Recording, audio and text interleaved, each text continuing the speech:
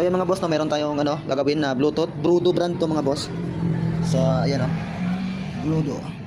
Issue nito mga boss ay namamatay-patay. Minsan okay, minsan hindi. Ayan Ayan. So tingnan natin mga boss kung goods pa nito. Kasi minsan pag alawin ko tong volume ay nawawala namamatay, wala na yung display niya. So check muna natin mga boss. At so yan mga boss, no? Okay na siya. Hindi na siya namamatay-patay. Tingnan nyo pag yan ako.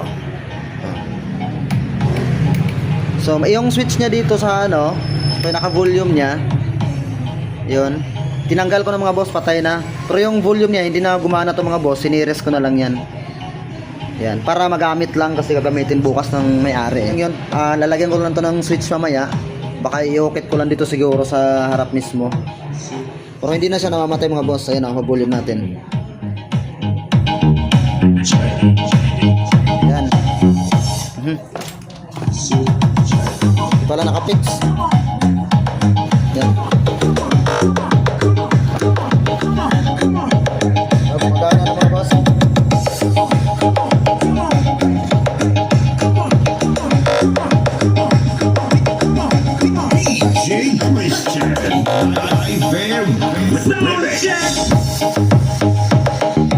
So yun lang mga boss ang kanyang sira. Switch lang at saka itong volume mismo. Kasi hindi na gumagana yan Pero goods na yan. Ito lang, lalagyan natin ng switch. Dito natin ikabit mga boss, malapit sa harap. Kasi kung i-orderan pa sa TikTok to mga boss kaya matagal-tagal pa. So ito lang muna pansamantala. At least gumana na siya, maayos. Bluetooth speaker na Brudo brand. Okay. Yan ang mga boss, patayin ko. Matay yung sounds niya pag tanggalin ko to.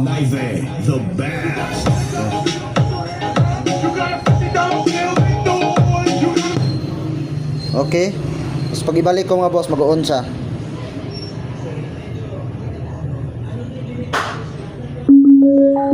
Okay.